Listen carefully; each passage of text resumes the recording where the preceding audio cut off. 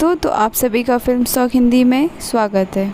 पिछले पार्ट में हमने देखा था मार्क स्पेक्टर को, जो कि अपनी यादों के माध्यम से सबसे जुड़ा है, जिसमें मदद की पुकार के साथ एक बाढ़ वाली गुफा, विट्रल से चिल्लाती हुई एक महिला और मेडिकल फैसिलिटी में डॉक्टर हैरो के कार्यालय में जागने से पहले डेविड टोरेट के साथ उसकी पहली मुलाकात शामिल है। और तभी हम देखते हैं कि हैरो गंभीर रूप से घायल मार्क को शांत करने का प्रयास करता है और कहता है कि उसने उसे गोली नहीं मारी।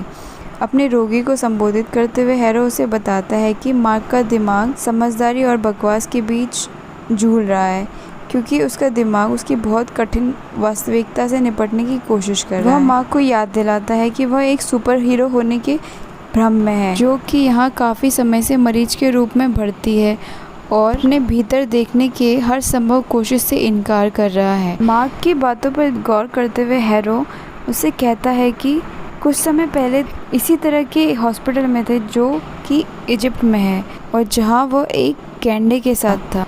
लेकिन तभी मार्क उससे बोलता है कि गैंडे नहीं, वो एक हिप्पोपोटामस था। मार्क इस बात को स्वीकार करता है कि वह एक पेंडुलम की तरह है, जो किसी सोच में फंसा हुआ है, और यह सुनकर हैरो खुश हो जाता है और उसकी बातों को स्वीकार करते हुए हैरो धीरे धीरे उससे सच जानने की कोशिश करता है। और हैरो को धन्यवाद करते हुए मार्क कहता है कि मैं बहुत अच्छा महसूस कर रहा हूँ। तभी वह अचानक टेबल पर रखे नुकीले प्रिज्म को उठाता है और हैरो को मारने की कोशिश करता है, लेकिन हैरो के आदमी वहाँ पे आ जाते हैं और उसे इंजेक्शन लगाकर बेहोश कर देते हैं। और अगली सीन में हम मार्क और स्टीवन दोनों को मिस्र के मानसिक अस्पताल में वापस टोरेट के पास पाते हैं। टोरेट मार्क और स्टीवन को बताती है कि वो वास्तव में मर चुके हैं और उन्हें बताती है कि उन्हें यहाँ आए हुए कुछ समय हो गया है। टोरेट उनसे कहती है कि ये दुआ का दायरा है, और तभी स्टीवन बीच में बोलता है कि वे महिलाओं और बच्चों की देवी है, जो यहाँ पर हमें हमारी आफ्टर लाइफ की यात्रा का मार्गदर्शन कराने आई है। लेकिन मार्क इस बात को मानने को तैयार नहीं है कि वो मर चुका है, और मार्क कहता है कि यह सब स्टीवन के पागल दिमाग की उपज है। एक बात करता हुआ हिप्पो और स्टीवन अपने शरीर से बाहर निकला हुआ है, यह सब उसकी सोच है। डॉक्टर हैरो सही थे, यह मानते हुए वह पुटनम में है। वह दरवाजे की तरफ जाने लगता है और जैसे ही वह दरवाज़ा खुलता है तो वह देखता है कि वहाँ टोरेट की एक बहुत बड़ी नाव है, जो कि एक रेगिस्तान की तरफ जाने को तैयार है। और तभी टोरेट उनके दिलों को उनकी छाती से निकालकर न्याय के तराजू पर रखती है, जहाँ उन्हें सत्य के पंख के खिलाफ तोला जाता है। प्राचीन मिस्र वासियों का मानना था कि दिल दर्शाता है कि वे वास्तव जीवन में कौन थे। यदि उनकी यात्रा के अंत तक तराजू संतुलित है तो उन्हें स्वर्ग प्राप्त होगा, और अगर वे संतुलित नहीं है तो उन्हें रेगिस्तान में फेंक दिया जाएगा और वे वहाँ हमेशा के लिए रेत में जम जाएंगे। मार्क स्टीवन से बात करते हुए कहता है कि वह डुएट में जाने को तैयार नहीं है।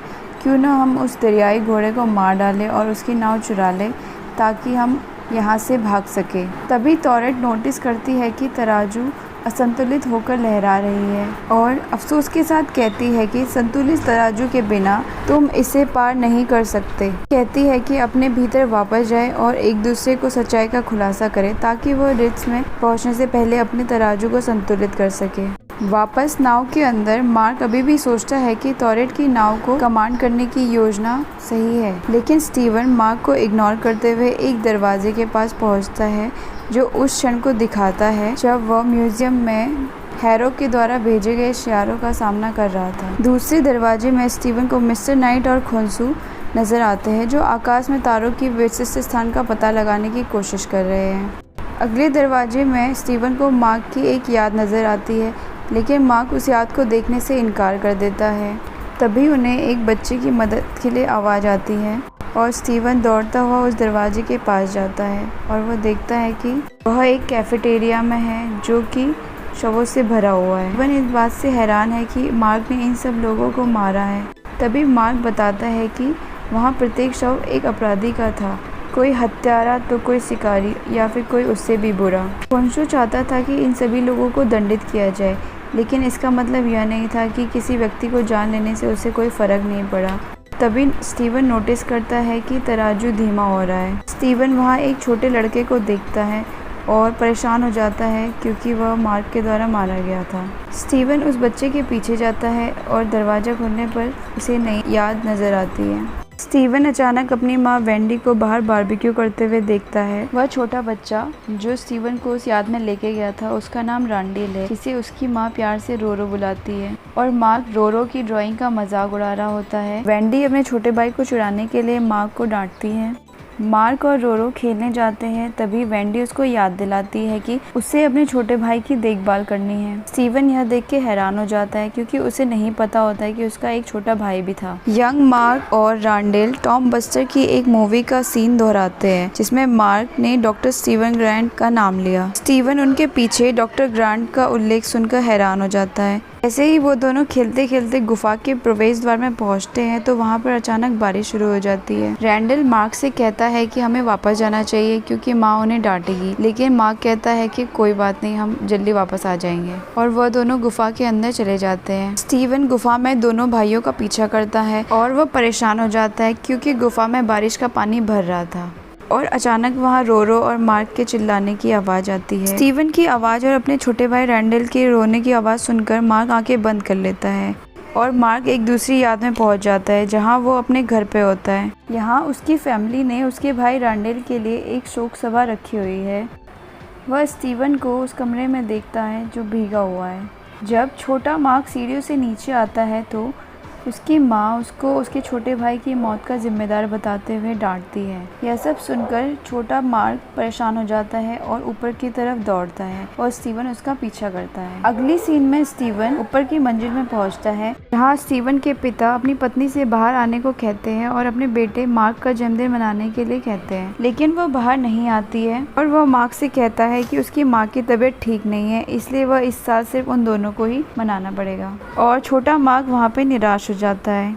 अगले सीन में हम देखते हैं कि स्टीवन फिर से देखता है कि मार्क अपना जन्मदिन अपने पिता के साथ अकेले मना रहा है और वेंडी नशे की धुत हालत में मार्क को डांटने के लिए आती है और मार्क से कहती है कि तुम हमेशा अपने छोटे भाई से जलते थे, इसीलिए तुमने उसे बचाया नहीं। छोटा मार्क परेशान होकर वहाँ से उठकर चला जाता है और स्टीवन यह देखकर हैरान हो जाता है कि आखिर उसकी माँ ऐसा क्यों बोल रही है। और जैसे ही स्टीवन छोटे मार्क के पीछे जाने लगता है तो मार्क उसे वापस खींच लेता है और मार्क उसे आगे की याद को देखने से मना करता है, लेकिन स्टीवन अंदर जाने और पता लगाने की मांग करता है कि उनके बेडरूम में आखिर हुआ क्या था। तभी अचानक उन्हें सड़क पर एक और याद दिखाई देती है। वहाँ छोटा मार्क बैग के साथ बाहर निकल रहा है और उसके पिताजी उसे अंदर जाने की विनती कर रहे हैं और वह उससे कह रहे हैं कि मैं सब कुछ ठीक कर दूंगा। छोटा मार्क अपने पिता से नाराज है क्योंकि उन्होंने आज तक ये सब कुछ ठीक नहीं करा। और तभी मार्क स्टीवन को अंदर जाने से रोकता है और दोनों एक रेगिस्तान में पहुंच जाते हैं। यहाँ पर स्टीवन बहुत सारे लोगों की लाश देखता है और मार्क से कहता है कि तुम सच में एक दरिंदे थे। तभी मार्क उसे वहाँ बताता है कि यह सब उसने नहीं बल्कि उनके एक साथी बुशमैन ने किया है। और तभी स्टीवन को लैला के पिता डॉक्टर एल फोली की लाश भी मिलती है। मार्क और स्टीवन ने खोंसू के मंदिर में रेंगते हुए युवा मार्क को देखा और उसका पीछा करा। तभी उन्होंने देखा कि वह पूरी तरह घायल है और अपने दुख को दूर करने के लिए अपनी जान देने ही वाला था। तभी उसे एक आवाज़ सुनाई देती है। जब वह देखता है तो वह आवाज़ और किसी की नहीं बल्कि खोंसू की होती है। खोंसू उसे प्रस्ताव देता है कि वह उसे इस दर्द से मुक्ति दे सकता है, बस उसे आजीवन उसका योद्धा बनकर रहना पड़ेगा, रात के यात्रियों की रक्षा करने की शपथ लेगा और बुराई करने वालों के प्रति अपना प्रतिशोध लेगा। के बदले में वह उसे जीवन दान देने वाला था। यह सब मार्क और स्टीवन दोनों देख रहे हैं। तो तभी स्टीवन तराजू की तरफ देखता है और पाता है कि वह एकदम संतुलन में आ चुका है। और तभी छोटा मार्क खोंसू की बात को स्वीकार कर लेता है और वह खोंसू के प्रकाश से प्रभावित होकर मून नाइट का कवच धारण कर लेता है। अब हम देखते हैं कि मार्क और स्टीवन फिर से नाव पर ट्वायलेट के पास पहुंच गए हैं और ट्वायलेट मार्क और स्टीवन को बताती है कि अंडरवर्ल्ड में डर फैल रहा है क्योंकि जीवित भूमि में असंतुलित आत्माओं का न्याय किया जा रहा है और उनके समय से पहले स्टैंड की निंदा की जा रही है और यह सब काम हैरो का है। स्टीवन टॉरेट से उन्हें वापस जाने में मदद करने के लिए कहता है क्योंकि वह लैला को खोंसू को मुक्त करने का संदेश देना चाहता है क्योंकि यही उनकी आखिरी उम्मीद होती है। टॉरेट यह देखती है कि ओसिरिस प्रसन्न नहीं होगा, तब भी वह अपनी नाव को घुमाती है और कहती है कि ओसिरिस का द्वार ही एकमात्र रास्ता है और स्टीवन और मार्क को वह अंदर जाने को कहती है क्योंकि उनके पास तराजू को संतुलित करने के लिए ज़्यादा समय नहीं है। अगली सीन में हम देखते हैं कि स्टीवन मार्क के बचपन के बेडरूम में घर में वापस जाने की मांग करता है क्योंकि उसे लगता है उसे जवाब वहीं मिलेगा, लेकिन मार्क को नहीं लगता है कि उन्हें फिर से उस यादों पर जाने की ज़रूरत है। तभी अचानक मार्क को गुस्सा आता है और स्टीवन पर चिल्लाता है कि वह नहीं कर सकता, वह ऐसा नहीं करेगा, और वह डॉक्टर हैरो के कार्यालय में वापस हैरो के सामने आ जाता है। हैरो मार्क को हंसते हुए कहता है कि वह बहुत सारी फिल्में देखता है, वे अनैच्छिक रूप से रोगी को बेहोश नहीं कर सकते हैं। वो मार्क की प्रशंसा करते हुए कहता है कि पिछले कुछ घंटों में तुमने अपने अतीत के काफ़ी चीज़ों को महसूस करा है, किसी के लिए आसान बात नहीं है। और वह उससे पूछता है कि क्या मार्क को लगता है कि उसने स्टीवन को अपने जीवन में किए गए सभी भयानक कामों को छिपाने के लिए बनाया है, या क्या उन्हें लगता है कि स्टीवन ने मार्क को दुनिया को दंडित करने के लिए बनाया है, जो उनकी माँ ने उनके साथ किया था। निश्चित रूप से जानने के लिए हैरो मार्क को स्टीवन के सामने खुलने की सलाह देता है। अगली सीन में हम देखते हैं कि छोटा मार्क अपने सभी टॉम बस्टर खिलौनों को अपनी डेस्क से हटा रहा है और तभी स्टीवन मार्क को कहता है कि उसे यह रूम याद है, लेकिन उसे यह पल याद नहीं है। और तभी वेंडी दरवाजे पर जोर जोर से चिल्ला रही है और छोटा मार्क डरा हुआ कोने पर बैठा है और कह रहा है कि वह मेरी माँ नहीं है।